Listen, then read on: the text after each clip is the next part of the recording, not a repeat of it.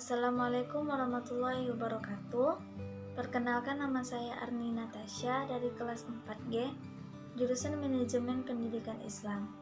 Baiklah, tujuan dari pembuatan video ini yaitu untuk memenuhi tugas ujian tengah semester saya.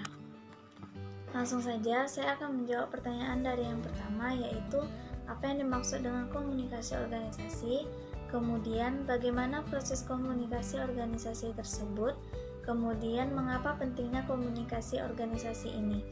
Nah, jadi komunikasi organisasi ini adalah komunikasi yang dilakukan secara langsung atau secara sadar oleh individu ke individu yang lainnya, yaitu maksudnya lebih sederhana, dua orang atau lebih dalam suatu organisasi ini menyampaikan pesan atau pendapat atau pertanyaan atau yang ia dengar, kemudian ia sampaikan ke kelompok lain atau ke individu lain, begitu. Karena komunikasi ini dia merupakan sekaligus proses berlangsungnya organisasi. Karena kalau misalkan tidak ada komunikasi ini, bagaimana aktivitas dalam organisasi tersebut bisa lancar, bisa berjalan sesuai dengan tujuan yang pernah mereka buat. Nah, melalui proses komunikasi organisasi, maka misalnya si A ingin mengirim atau menginformasikan kepada si B bahwa dalam organisasi ini akan dirancanakan atau akan dirancang begini-begini begitu. Jadi si B ini memberitahukan kepada kelompoknya atau individu yang lainnya bahwa kita akan merencanakan sebuah organisasi, dan sebuah organisasi tersebut akan merencanakan sesuatu untuk mereka capai tujuan yang akan dirancangkan oleh mereka itu. Dengan demikian akan merubah tingkah laku seseorang, pola tingkah laku seseorang itu dalam cara dia berkomunikasi, timbal balik ke komunikannya itu, dengan cara dia itu menerima komunikasi kita dengan baik ataupun tidak, dengan benar ataupun tidak, begitu. Nah, dalam berlangsungnya proses komunikasi tersebut di organisasi tersebut itu yang disampaikan oleh mereka, yang didengar itu akan diresapi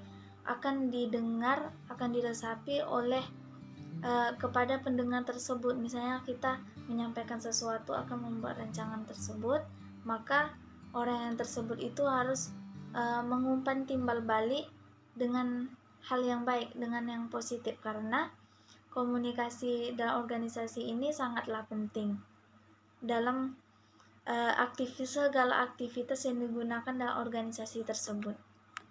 Dari situlah nanti juga akan kita menjumpai berbeda pendapat. Nah, dengan adanya komunikasi ini, makanya kita itu dapat menyaring pesan-pesan atau informasi atau pendapat-pendapat dari orang lain itu dengan secara baik dan benar. Nah, terus mengapa pentingnya komunikasi organisasi ini? Bukan hanya untuk orang lain saja, bukan hanya untuk keperluan dalam organisasi saja, tetapi dalam hal kehidupan sehari-hari pun kita perlu mengkomunikasikan terhadap orang lain dengan komunikasi yang baik, karena itu dapat mewujudkan para anggota-anggota organisasi atau masyarakat lain itu berinteraksi dengan baik satu sama lain, kemudian menjalin hubungannya dengan baik satu sama lain. Oleh karena itu, komunikasi organisasi ini perlu memperhatikan proses komunikasinya yang baik, karena kalau misalkan komunikasinya saja sudah tidak baik, bagaimana organisasinya itu bisa terjalan dengan lancar?